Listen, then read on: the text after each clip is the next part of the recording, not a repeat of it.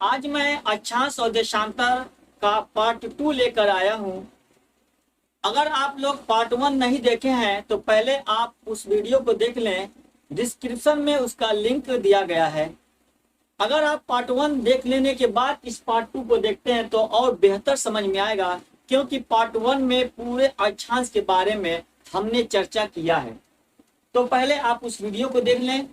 आइए हम आज बात करते हैं देशांतर रेखा के बारे में। देशांतर रेखा क्या होता है, जिसे हम लॉन्गिट्यूड कहते हैं।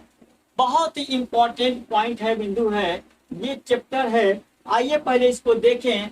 देशांतर रेखा होता क्या है। देशांतर रेखा की अगर बात करें तो उत्तरी ध्रुव, हाँ यहाँ पे देख पा रहे हैं, उत्तरी ध्रुव को दक्षिणी ध्रुव, यानी ये जो आप देख पा रहे हैं ये उत्तरी ध्रुव है और ये दक्षिणी ध्रुव है।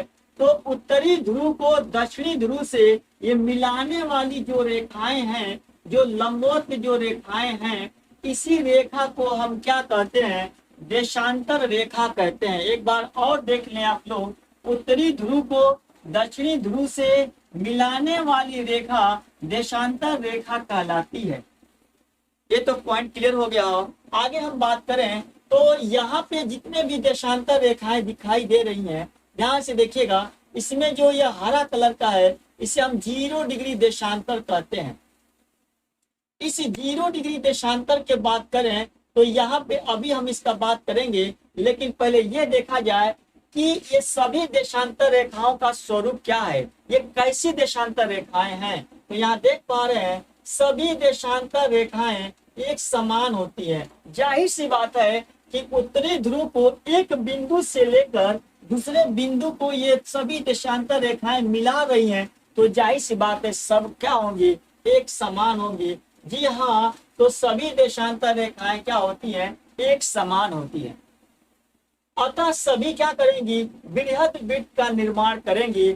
मित्रों यहाँ पे देखिएगा, किसी भी दो देशांतर रेखाओं को अगर हम जोड़ दें तो यह बृहद वृत्त का निर्माण करती हैं, क्योंकि सभी के सभी देशांतर रेखाएं क्या हैं, समान हैं। तो यहाँ पे मैंने दिखाया है। आगे हम चलते हैं। देशांतर रेखा और पृथ्वी बहुत इंपॉर्टेंट पॉइंट है। आप यहाँ 3 या 4 स्टार लगाइए।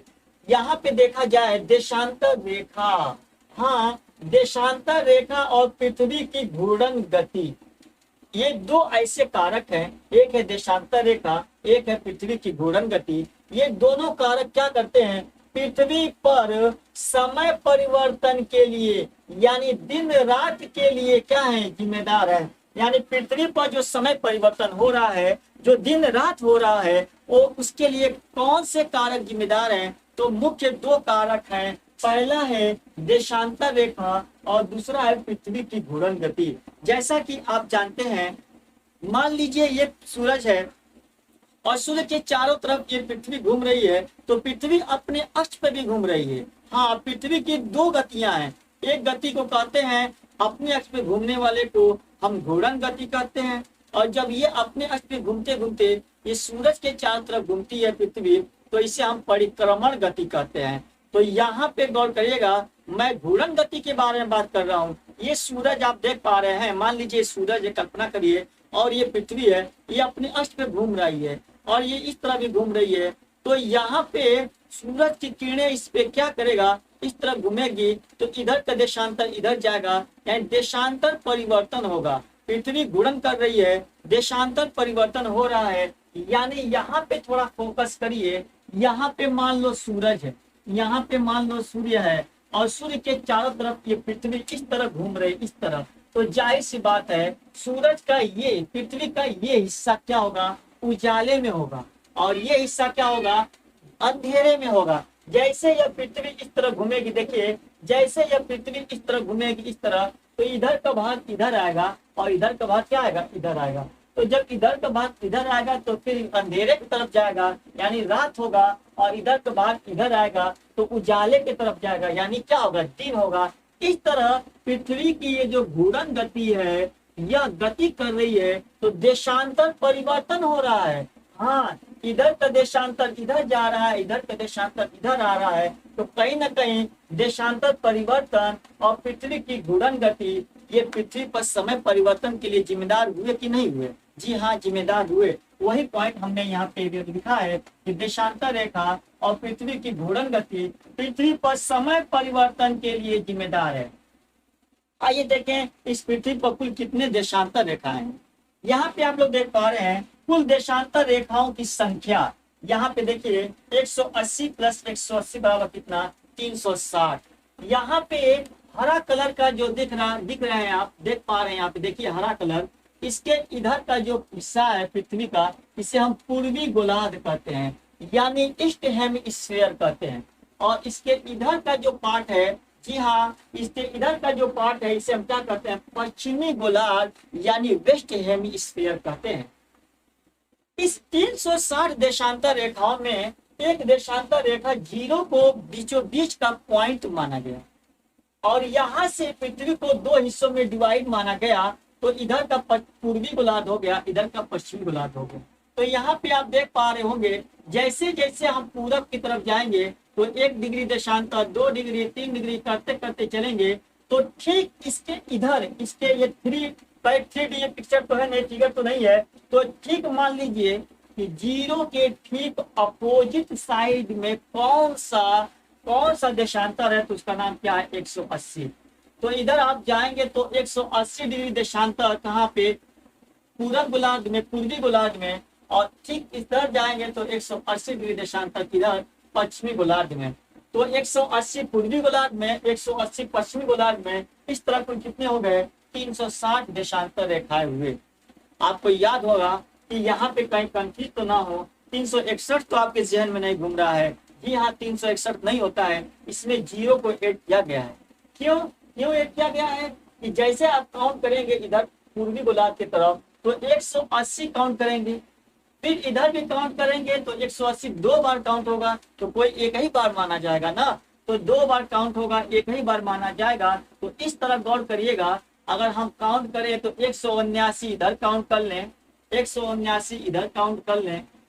गौर करिएगा हमने 180 को छोड़ रखा है, तो 179 प्लस 179 प्लस जीरो को भी छोड़ रखा है, तो एक और जोड़िए कौन वाला, जीरो वाला। 180 को भी छोड़ रखा है, तो एक और जोड़िए कौन वाला, 180 वाला। इस तरह हम काउंट करके 360 बनाए हैं, आप देख पा रहे होंगे यहाँ पे। यानी जीरो प्लस 180 दोनों ऐड करके कितनी संख्या है, 360 है। तो ये था देशांतर, इसके बारे में हम और चर्चा करेंगे, लेकिन सबसे पहले आप इसका स्क्रीनशॉट ले लें।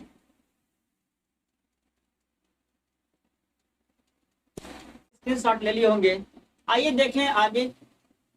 यहाँ पे आप लोग देख पा रहे हैं किसी भी देशांतर रेखाओं के बीच की अधिकतम दूरी। आइए यहाँ पे देखें, ये देशांतर रेखा है, ये जैसे जैसे देखेंगे तो इनके बीच की दूरी की बात की जाए तो जैसे जैसे देशांतर रेखा उत्तरी गोलार्ध, उत्तरी ध्रुव और दक्षिण ध्रुव की तरफ जा रहा है, तो इनके बीच की दूरी जैसे जैसे हम ध्रुवों की तरफ जा रहे हैं, आप लोग देख पा रहे होंगे जैसे जैसे हम ध्रुवों की तरफ जा रहे हैं इनके बीच की दूरी घटती जा रही है। देख पा रहे होंगे बीच की दूरी क्या होती जा रही है, घटती जा रही है।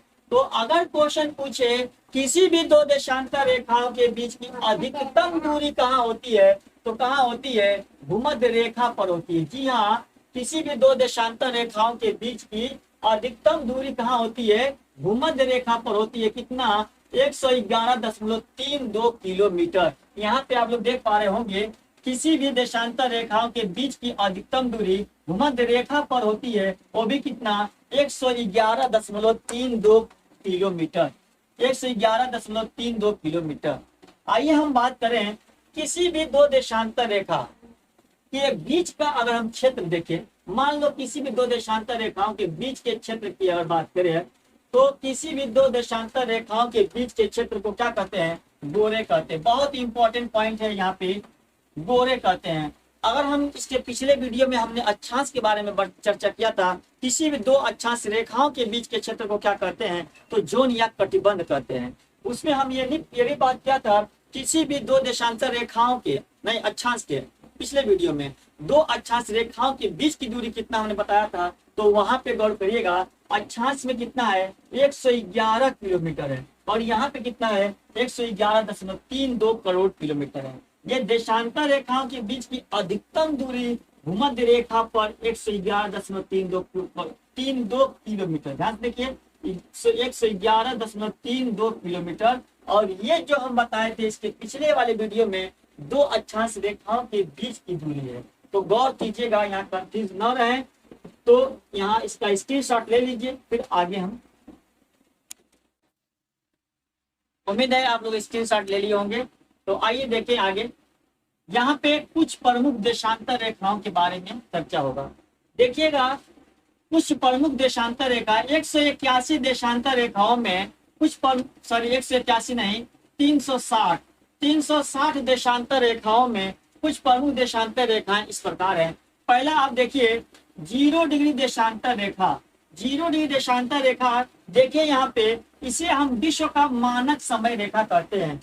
यानी जो 0 डिग्री देशांतर रेखा है, इसे हम यहाँ पे ये हरा कलर का देख पा रहे होंगे, इसे हम विश्व का मानक समय रेखा कहते हैं। इतना ही नहीं, यहाँ पे देखिए ध्यान से आप, इसे विश्व का मानक समय रेखा, प्रधान रेखा, मध्याह्न रेखा, यामोत्तर रेखा, GMT लाइन, हाँ GMT लाइन भी कहते हैं। तो ध्यान से देखिएगा, 0 डिग्री को इस नाम से, इन नामों से जाना जाता है। आपको किसी न किसी नाम को एग्जाम में किसी न किसी रूप में देखने को मिलेगा।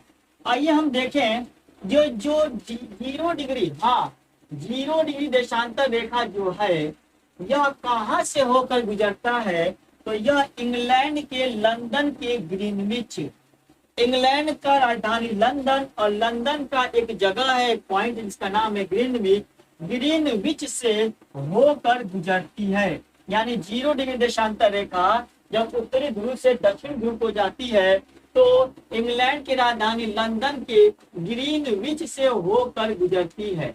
और यहाँ पे देखा जाए कि यह विश्व के कुल कितने देशों से होकर गुजरती है, तो यहाँ पे देख पा रहे होंगे 0 डिग्री देशांतर रेखा विश्व के कुल 8 देशों से होकर गुजरती है। उन 8 देश किस प्रकार हैं, पहले आप स्क्रीनशॉट ले लें। तो 8 देशों को हम यहीं पे नोट करते हैं अभी। तो आप लोग स्क्रीनशॉट ले लिए होंगे। आइए देखें, 0 डिग्री देशांतर रेखा विश्व के कितने देशों से होकर गुजरती है? तो 0 डिग्री देशांतर पर स्थित देश कौन कौन से देश हैं? सबसे पहले देखें तो हम सबसे पहले इंग्लैंड है, उसके नीचे फ्रांस है, स्पेन, अल्जीरिया, माली, बर्किना फासो, घाना और टोंगो। यहाँ पे आप याद रखिएगा, यहाँ पे टोंगो से स्पर्श करती है, स्पर्श करती है। यानी अगर देश पूछे तो 0 डिग्री देशांतर रेखा इन 8 देशों से होकर गुजरती है। इसमें इंग्लैंड, फ्रांस और स्पेन यूरोप महाद्वीप के देश हैं, और अल्जीरिया, माली, बर्किना फासो, घाना और टोंगो यह कहाँ के हैं? तो ये अफ्रीका महाद्वीप के देश हैं। इन देशों से और 2 महाद्वीपों से होकर 0 डिग्री देशांतर रेखा गुजरती है। तो ये था 0 डिग्री के बारे में, इसका आप स्क्रीनशॉट ले लें। जी हाँ, आप लोग स्क्रीनशॉट ले लिए होंगे। आइए देखें, कुछ प्रमुख देशांतर रेखाओं में 0 डिग्री के बारे में आपने देखा। अब हम बात करेंगे 180 डिग्री देशांतर रेखा। आप लोग देख पा रहे हैं 180 डिग्री देशांतर रेखा बहुत ही इंपॉर्टेंट देशांतर रेखा है। आप लोग गौर से देखिएगा, यस 180 डिग्री देशांतर रेखा को कहा देखा जाए तो इसे अंतरराष्ट्रीय तिथि रेखा कहते हैं, अंतरराष्ट्रीय तिथि रेखा कहते हैं। जी हाँ, 0 डिग्री देशांतर रेखा इसे अंतरराष्ट्रीय तिथि रेखा कहते हैं। आगे की हम बात करें तो क्यों अंतरराष्ट्रीय तिथि रेखा कहते हैं? क्योंकि यहाँ पे थोड़ा सा ध्यान दीजिएगा, अगर 0 डिग्री की बात करें तो ये 180 की बात करें तो 180 के अगर हम इधर जाएंगे या इधर जाएंगे तो एक दिन का हानि या लाभ होता है। इसीलिए इसके इधर उधर जाने पर क्या होता है, डेट बदल जाता है, दिन बदल जाता है। इसीलिए इसे हम अंतरराष्ट्रीय तिथि रेखा कहते हैं। यहाँ पे देखा जाए 180 डिग्री देशांतर रेखा, यानी यह कहाँ से होकर गुजरती है? तो यह बेरिंग सागर के समानांतर, बेरिंग सागर के समानांतर होकर गुजरती है, होकर, होकर, ध्यान से देखिएगा, होकर गुजरती है। और खास बात यह है कि 180 डिग्री देशांतर रेखा, ये यहाँ से डेट बदल जा रहा है, इसके इधर उधर जाने से डेट बदल जा रहा है। तो यह जब यहाँ पे गुजरती है तो ठीक गौर करिएगा, बीच में रूस पड़ जाता है। यहाँ पे आप देखिए बीच में रूस एक देश पड़ जाता है। तो गुजरते समय इसको 3 द्वीपों या 3 देशों से होकर गुजरना पड़ता है, तो वहां से इसको मोड़ा गया है। तो यहाँ पे ध्यान से देखिएगा, 180 डिग्री देशांतर को, 180 डिग्री देशांतर रेखा को 3 जगहों से, 3 स्थानों या तीन स्थानों से, तो यहाँ पे आप लोग देख पा रहे हैं 180 डिग्री देशांतर रेखा को कहां से, 3 स्थानों से मोड़ा गया है। भाई क्यों मोड़ा गया है? 180 डिग्री देशांतर रेखा को 3 स्थानों से क्यों मोड़ा गया है और कहां से मोड़ा गया है? आइए इसको पहले देख लें, इसका आप लोग स्क्रीनशॉट ले लें। तो यहाँ पे एक बार ध्यान से देखिएगा, इसको हम मिटा दे रहे हैं। क्यों मोड़ा गया है देखिए आप, ये मान लीजिए ये पृथ्वी है और इस पृथ्वी के बीचों बीच से गौर करिएगा एक देशांतर रेखा गुजरता है जिसका नाम है 0 डिग्री। हाँ, इसका मैं नाम लिख रहा हूँ क्या, 0 डिग्री देशांतर रेखा। ध्यान से देखिएगा, 0 डिग्री देशांतर के इधर का जो हिस्सा है उसे हम पूरब कहते हैं और इधर का जो हिस्सा है उसे हम क्या कहते हैं, पश्चिम कहते हैं। ये हो गया पूर्वी गोलार्ध और ये हो गया पश्चिमी गोलार्ध। अगर यहाँ पे देखें एक और, यहाँ पे पृथ्वी का दूसरी हम स्थिति ले रहे हैं, तो गौर करिएगा 0 डिग्री के ठीक बाद, ध्यान से सुनिएगा, इस 0 डिग्री के ठीक विपरीत में कौन सा देशांतर होता है? तो उस देशांतर का नाम है 180 डिग्री देशांतर। 180 डिग्री देशांतर रेखा, 0 डिग्री के ठीक बाद जो देशांतर रेखा होता है उसका नाम है 180 डिग्री देशांतर रेखा। 180 डिग्री देशांतर रेखा के इधर की अगर हम बात करें तो गौर करिएगा, इधर पश्चिमी गोलार्ध होता है और इधर पूर्वी गोलार्ध होता है। इसको इधर क्या कहेंगे, पश्चिमी गोलार्ध, और ये पूर्वी गोलार्ध होगा। ध्यान से देखिएगा, 180 डिग्री देशांतर के इधर पश्चिमी है और इधर क्या है, पूर्वी है। ऐसा क्यों भाई? ऐसा इसलिए कि आपको पता होगा, यहाँ पे फिर एक बार फोकस करिए, आपको पता होगा कि ये मान लो पृथ्वी है, एक बार थोड़ा सा ध्यान दीजिए, मान लो पृथ्वी है और ये 0 डिग्री है और सूरज पूरब में निकल रहा है। तो ये पृथ्वी क्या करती है, इस तरह क्या करती है, पश्चिम से पूरब घूमती है, पश्चिम से पूरब। यहाँ पे भी एक क्वेश्चन है, पृथ्वी कैसे अपने अक्ष पे घूमती है? तो पश्चिम से पूरब घूमती है। जैसे पृथ्वी इस तरह घूमती है तो इधर का हिस्सा इधर आ जाता है और इधर का हिस्सा इधर आ जाता है। ठीक है, तो गौर करिएगा, 180 डिग्री देशांतर रेखा का जो ये पश्चिमी हिस्सा इधर आ जाएगा और पूर्वी हिस्सा इधर आ जाएगा, इसीलिए हमने यहाँ पे पश्चिमी लिखा है और यहाँ पे पूर्वी लिखा है। सवाल ये है कि इसे हम अंतरराष्ट्रीय तिथि रेखा क्यों कहते हैं? आप इसको ध्यान से सुनिएगा, अंतरराष्ट्रीय तिथि रेखा इसलिए कहते हैं कि इधर मान लो पश्चिम है, आपको पता है अभी हमने दिखाया, और इधर पूरब है, पूर्व है। तो गौर करिएगा, यहाँ पे एक देश होकर यहाँ से गुजर रहा है। गौर करिएगा, यहाँ से एक देश पड़ता है जिसका नाम है रूस। इसका क्या नाम है? रूस का साइबेरिया। और यहाँ पे एक और है, गौर करिएगा, उत्तरी अमेरिका महाद्वीप का ये एरिया है अलास्का। क्या? Alaska, Alaska. ध्यान सुनिएगा, ये अलास्का है, ये रूस है। जब 180 डिग्री देशांतर रेखा, गौर करिएगा, ये 180 डिग्री देशांतर रेखा है, ये यहाँ से गुजर रहा था।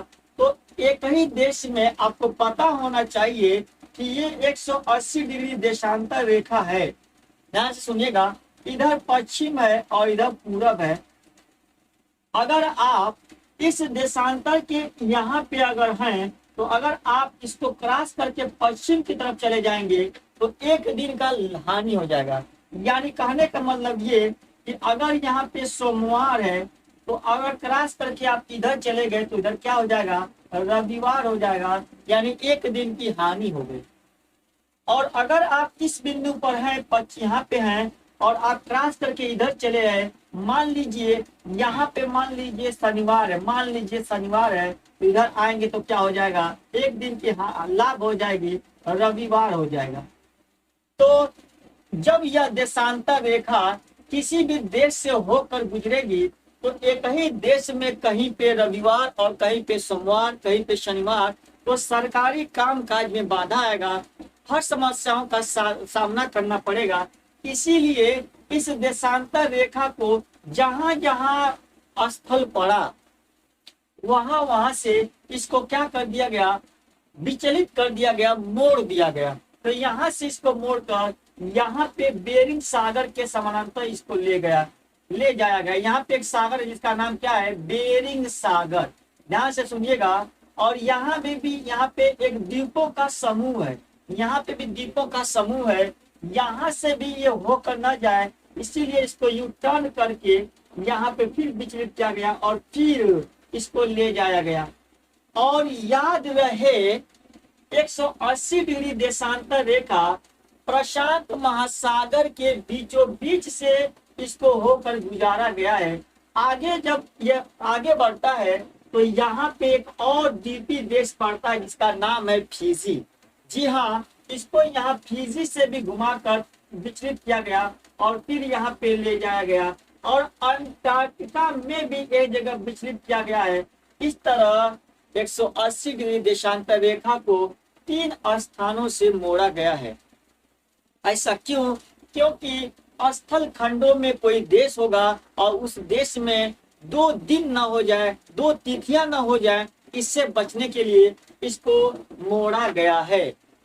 और गौर करिएगा 180 डिग्री देशांतर रेखा का निर्धारण कब हुआ था, तो 1884 ईस्वी में, 1884 ईस्वी में वाशिंगटन डीसी, कहाँ पे, वाशिंगटन डीसी में कई देशों का क्या हुआ, नाम सम्मेलन हुआ। और उसी सम्मेलन में 1884 ईस्वी वाशिंगटन डीसी के सम्मेलन में इस 180 डिग्री देशांतर रेखा का क्या निर्धारण किया गया और इसे अंतरराष्ट्रीय तिथि रेखा घोषित किया गया। तो उम्मीद है ये पॉइंट क्लियर हो गया होगा। तो यहाँ पे रूस है, वैसे देखा जाए तो ये रूस से होकर इस तरह गुजरता, ये रूस से होकर इस तरह, रूस से होकर ये गुजरता, यहाँ से होकर फिजी से गुजरता, लेकिन इसमें मोड़ पड़ा है। उम्मीद है ये पॉइंट क्लियर हो गया। तो अगर पूछा जाए कि अंतरराष्ट्रीय तिथि रेखा किसे कहते हैं तो किसे बताएंगे, 180 डिग्री देशांतर रेखा को अंतरराष्ट्रीय तिथि रेखा कहते हैं। हाँ, यहाँ पे देख लीजिए। तो उम्मीद है आप इसका स्क्रीनशॉट लेना है तो ले लें। आइए आगे बढ़ते हैं। यहाँ ये तो हो गया देशांतर रेखा 180 डिग्री के बारे में। आइए थोड़ा सा हम और बात करें, 82.5 डिग्री पूर्वी देशांतर रेखा की बात कर रहे हैं। 82.5 डिग्री पूर्वी देशांतर, 82.5 डिग्री पूर्वी देशांतर रेखा। ए भाई, 82.5 डिग्री पूर्वी देशांतर रेखा में क्या खास है? जी हाँ, तो यह जो देशांतर रेखा है यह भारत का मानक समय रेखा है। नोट करते रहिए आप, भारत का मानक समय रेखा है। भारत का मानक समय रेखा है 182.5 डिग्री पूर्वी देशांतर रेखा। यह कहाँ से होकर गुजरता है, तो यह प्रयागराज के नैनी से होकर गुजरता है। नैनी से होकर गुजरता है, नैनी से होकर गुजरता है। अगर आपके ऑप्शन में नैनी नहीं रहेगा तो आपके ऑप्शन में मिर्जापुर भी मिल सकता है। जी हाँ, मिर्जापुर भी मिल सकता है। तो यहाँ पे यह प्रयागराज के नैनी से होकर गुजरता है। अगर नैनी ऑप्शन नहीं रहेगा तो क्या रहेगा, मिर्जापुर रहेगा। और खास बात यह है, जानने की जरूरत यह है कि 82.5 डिग्री पूर्वी देशांतर रेखा यह भारत के, हाँ कहा, भारत के कुल 5 राज्यों से होकर गुजरता है। 5 राज्यों से होकर गुजरता है।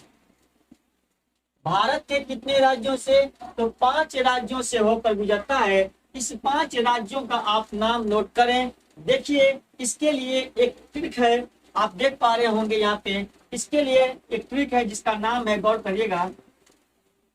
आप पहले इतना स्क्रीनशॉट लें तो आगे बढ़े हम। 5 राज्यों से गुजारा गया है। वो कौन कौन से 5 राज्य हैं, गौर करिएगा। उसके लिए आप देखिए, ऊ मछुआ, हाँ भोजपुरी में ट्रिक है। ऊ मछुआ उड़ीसा में पकड़ा गई, उड़ीसा में पकड़ा गई।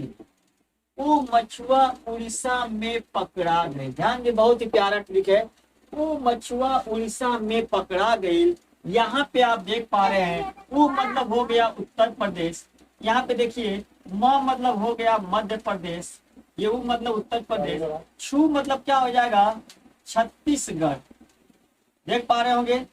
आ मतलब क्या होगा, आंध्र प्रदेश, आंध्र प्रदेश। और उड़ीसा मतलब उड़ीसा। जी हाँ, तो यहाँ पे ये फालतू है, ये सेंटेंस को पूरा करने के लिए था। तो 82.5 डिग्री पूर्वी देशांतर रेखा जो भारत का मानक समय रेखा है, यह भारत के इन राज्यों से होकर गुजरता है। राज्यों की संख्या 1 2 3 4 5। जी हाँ, ये तो था 82.5 डिग्री पूर्वी देशांतर रेखा। आगे हम चलें तो बहुत ही इंपॉर्टेंट जो है पॉइंट, और देशांतर से विशेष रूप से उसको जानना जरूरी है। आइए देखें, थोड़ा सा आप ध्यान केंद्रित करिएगा। मान लो ये पृथ्वी है, मान लो ये पृथ्वी है, और पृथ्वी के बीचों बीच से एक अक्षांश रेखा गुजरता है, जिसे हम क्या कहते हैं, 0 डिग्री अक्षांश रेखा। और गौर करिएगा, इसके उत्तरी ध्रुव और दक्षिणी ध्रुव को मिलाने वाली एक देशांतर रेखा है, इसे क्या कहते हैं, मान लो इसका नाम है 0 डिग्री देशांतर रेखा। ये ध्यान से आप लोग देखिएगा, ये 0 डिग्री देशांतर रेखा, थोड़ा सा मैं इसको अलग कर दूं, ये 0 डिग्री देशांतर रेखा। इसके इधर का पूर्वी गोलार्ध, तो गौर करिएगा, ये देशांतर रेखा है जो पूरब में है। देखिएगा, ये देशांतर रेखा है, ये पूर्वी देशांतर रेखा। क्या कहेंगे इसको, पूर्वी देशांतर रेखा। इधर क्या कहेंगे, पश्चिमी देशांतर रेखा, पश्चिमी देशांतर रेखा। यहाँ पे गौर से सुनिएगा, ये पृथ्वी जो है पश्चिम से पूरब घूमती है। कैसे घूमती है, पश्चिम से पूरब घूमती है। और यहाँ पे आपको पता होगा, सूरज पूरब में निकलता है, सूर्य पूरब में निकलता है। मित्रों, ये पृथ्वी अपने अक्ष पर इस तरह घूमती है, इस तरह जब घूमती है तो मान लो एक देशांतर हम ले लें, मान लो एक देशांतर हम ले लें, ये वाला, ये देशांतर ले लें, और इस देशांतर का नाम, ये मान लो ये भारत का देशांतर है। ये कहाँ का देशांतर है, ये भारत का 82.5 डिग्री। कौन सा, 82.5 डिग्री। क्या, ईस्ट, क्योंकि पूर्वी गोलार्ध है। यहाँ पे मान लो भारत है, यहाँ पे सपोज, यहाँ पे मान लो आप भारत है, यहाँ पे मान लो ये आपका भारत, मान लो ये भारत है। आप थोड़ा सा यहाँ पे कंप्रोमाइज कर लीजिएगा, यहाँ पे थोड़ा समझ लीजिएगा। ये मान लो भारत, तो ये भारत है, और भारत से होकर गौर करिएगा 82.5 डिग्री पूर्वी देशांतर रेखा गुजरती है। यहाँ पे ध्यान दीजिएगा, जब पृथ्वी अपने अक्ष पे घूमती है तो एक देशांतर से दूसरे देशांतर जाने में उसको 4 मिनट का टाइम लगता है। यानी 1 डिग्री देशांतर बराबर, ध्यान से देखिएगा, 1 डिग्री देशांतर बराबर, 1 डिग्री देशांतर बराबर कितना होता है, 4 मिनट होता है। यानी पृथ्वी जब अपने अक्ष पे इस तरह घूमती है, इस तरह, तो 1 डिग्री देशांतर घूमने में उसको 4 मिनट का समय लगेगा। तो बताइए, अगर हम देखें 15 डिग्री देशांतर घूमने में कितना टाइम लगेगा, 15 डिग्री देशांतर, तो 15 गुणे क्या हो जाएगा, 15 गुणे 4, यानी ये मिनट में है ना, ये मिनट में है, तो 15 चौको 60 मिनट, 15 चौको 60 मिनट। यानी इसको हम कह सकते हैं कितना, 1 घंटा। क्या कह सकते हैं, 1 घंटा। यानी यहाँ पे गौर करिएगा, 15 डिग्री देशांतर बराबर किसके बराबर होगा, 1 घंटे के बराबर होगा। यहाँ पे गौर करिएगा, 15 डिग्री देशांतर बराबर 1 घंटा। क्या हम इसको इस तरह नहीं कह सकते हैं, या 60 मिनट बराबर, 60 मिनट बराबर 15 डिग्री देशांतर, 15 डिग्री देशांतर। गौर करिएगा, इसको यहाँ से ध्यान से देखिए, आप इसको इस तरह कर सकते हैं ना, 15 डिग्री देशांतर बराबर, 15 डिग्री देशांतर बराबर, ये 1 घंटा को 60 मिनट में कर रहे हैं। तो गौर करिएगा, यहाँ तो क्लियर हो गया, सॉरी यहाँ पे क्लियर हो गया है। आप यहाँ पे नोट कर लें, 15 डिग्री देशांतर बराबर 1 घंटा। अब हम निकालेंगे 82.5 डिग्री, जो कि भारत का मानक समय रेखा है। तो यहाँ पे पॉइंट गौर कर लीजिएगा, इसको स्क्रीनशॉट ले। हाँ जी, आइए देखें, आपको पता है 1 डिग्री देशांतर बराबर कितना, 4 मिनट। तो 82.5 का हम निकाल रहे हैं, 82.5 डिग्री देशांतर बराबर कितना होगा, 82.5 गुणे 4, क्या है, मिनट में है ये। तो निकालेंगे तो कितना आएगा, ये आएगा 330 मिनट। कितना आएगा, 330 मिनट आएगा। इसको घंटे में कन्वर्ट कर देंगे तो ये होगा 330 बटा में 60, ये घंटा हो जाएगा। अब इसको काटेंगे आप तो कितना होगा, 5 सही 1/2 घंटा हो जाएगा। यानी 82.5 डिग्री पूर्वी देशांतर रेखा ये कितने के बराबर हो गया, 5.5 घंटे के बराबर हो गया। तो यहाँ पे अगर हम भारत का तुलना, यहाँ पे ग्रीनविच इंग्लैंड है, अगर ग्रीनविच से करें, ग्रीनविच से करें तो भारत की तुलना ग्रीनविच से करने पर, ग्रीनविच जो कि कहाँ है, लंदन में है। लंदन कहाँ है, इंग्लैंड में है। तो ये भारत है, ये इंग्लैंड का लंदन ग्रीनविच। अगर हम इसकी तुलना करें तो 82.5 डिग्री कितने के बराबर है, 5.5 घंटे के बराबर है। तो यूं कहा जा सकता है ना कि भारत का समय इंग्लैंड के समय से कितने घंटे आगे है, तो 5.5 घंटे आगे है। क्यों, यहाँ पे आप स्पष्ट देखिए, भारत पूर्वी गोलार्ध में है, सूरज की तरफ है। तो यहाँ पे 0 के बाद पूर्वी गोलार्ध है, इधर हम चलेंगे तो समय क्या होगा, इधर समय क्या होगा, प्लस होगा। और जब हम इधर चलेंगे, पश्चिम की तरफ चलेंगे तो क्या होगा, समय माइनस होता जाएगा। जैसे हम पश्चिम की तरफ चलेंगे माइनस होगा, और पूरब की तरफ चलेंगे तो क्या होगा, प्लस होगा। तो इस तरह कहा जा सकता है कि भारत का समय इंग्लैंड के समय से 5.5 घंटे आगे है। पॉइंट क्लियर हो गया होगा, ये स्क्रीनशॉट ले लें। यहाँ पे क्वेश्चन नोट कर लें आप। क्वेश्चन इस तरह बन जाएगा, भारत का देखकर पूछे कि भारत में, यदि देख गौर करिएगा, मान लीजिए भारत में सुबह का 7 बज रहा है, कितना, सुबह का 7 बज रहा है, 7 AM हो रहा है। तो उस समय इंग्लैंड में क्या टाइम होता होगा, तो गौर करिएगा, यहाँ पे सुबह का 7 बज रहा है, तो इस समय इंग्लैंड में क्या टाइम होता होगा। तो आप बताइए, घटाएंगे कि जोड़ेंगे। यहाँ पे आप कहाँ जा रहे हैं, पश्चिम की तरफ जा रहे हैं। हमने यहाँ दिखाया है कि जब आप पश्चिम की तरफ जाएंगे, पश्चिम दिशा की तरफ जाएंगे, तो आप समय क्या करेंगे, माइनस करेंगे। तो 7 में से आप 5 घटाएंगे तो कितना, 7 में से 5 घटाएंगे कितना हो जाएगा, 2 हो जाएगा, 2 बजेगा। और आधे घंटा और घटा दीजिए, कितना, 1:30 बजेगा। यानी 1:30, यानी इतना AM होगा। कितना होगा, 1:30, यानी इतना AM होगा, 1:30 बजेगा। 1:30 बजे क्या, रात। यहाँ पे क्या होगा, रात होगा। AM मतलब क्या, रात। तो उस समय इंग्लैंड में अगर यहाँ 7 बज रहा है तो यहाँ क्या होगा, 1:30 बजेगा, क्योंकि यहाँ 5 घंटा घटाएंगे। अगर हम इस तरह करें, थोड़ा सा यहाँ पे आप ध्यान केंद्रित करिए। मान लीजिए इस देशांतर का नाम है, मान लीजिए 75 डिग्री, और इस देशांतर का नाम है, मान लीजिए कितना, इस देशांतर का नाम है 90 डिग्री। ये दोनों ईस्ट वाला हम दिखा रहे हैं, और सूरज पूरब में निकल रहा है। तो पहले सूर्य की किरणें यहाँ पड़ेगा। मान लीजिए इस 90 डिग्री देशांतर रेखा पर एक 90 डिग्री देशांतर रेखा है, गौर करिएगा, ये 90 डिग्री देशांतर रेखा है। और यहाँ पे मान लीजिए इस पर टाइम हो रहा है 9 बज रहा है, AM मान लीजिए 9 बज रहा है। तो ठीक उसी समय 75 डिग्री पर क्या समय होगा। तो आप पहले ये देखिए, ये दोनों बिंदुओं के बीच जो है कितने देशांतर का अंतर है। तो आप देख पा रहे हैं, ये 90 है, ये 75 है, दोनों में कितने देशांतर का अंतर है, तो 15 डिग्री देशांतर का अंतर है। और 15 किसके बराबर होता है, तो 15 1 घंटे के बराबर होता है। 1 घंटा बराबर 15 डिग्री देशांतर होता है।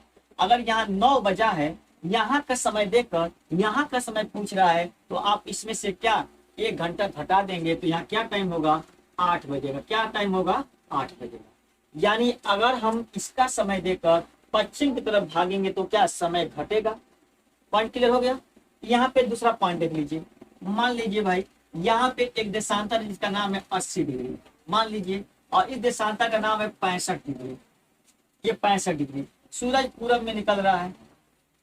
अगर मान लीजिए यहाँ पे 65 डिग्री देशांतर पे कोई देश है मान लेते हैं, और यहाँ पे टाइम हो रहा है मान लीजिए कितना 10 बज रहा है, कितना 10 AM हो रहा है, 10 AM यहाँ पे हो रहा है, 10 AM, ये 10 AM यहाँ पे हो रहा है। तो ठीक उसी समय इस 80 डिग्री देशांतर में क्या समय होगा? तो हमने कहा था कि दोनों बिंदुओं के बीच का परिदेशांतर निकालिए, कितने का अंतर है? ये 65 है, ये 80 है, कितने का अंतर है? 15 डिग्री देशांतर का। और 15 डिग्री देशांतर किसके बराबर होता है? तो आपको पता है 1 घंटे के बराबर होता है। तो यहाँ पे 10 बजा है, तो अब हम आगे जा रहे हैं, सूरज की तरफ जा रहे हैं। तो सूरज की तरफ जाने पे क्या होगा? समय में बढ़ोतरी होगा, यानी समय में क्या होगा? हम प्लस करेंगे, तो यहाँ 10 बज रहा है, तो यहाँ क्या बजेगा? यहाँ पे उसी समय यहाँ पे 11 बजेगा। उम्मीद है पॉइंट क्लियर हो गया होगा। तो यहाँ से कैसे क्वेश्चन पूछे जाएंगे, हम आपको क्वेश्चन कराएंगे। तो आप लोग इस चैप्टर से जितने भी क्वेश्चन बनने की संभावना है, बनेगा, कौन कौन सा क्वेश्चन कैसे बनेगा, हम आपको क्वेश्चन कराएंगे। मित्रों, ये था अक्षांश और देशांतर। इसके बाद हम बात करेंगे ऋतु परिवर्तन, कैसे पृथ्वी पर ऋतु परिवर्तन होता है।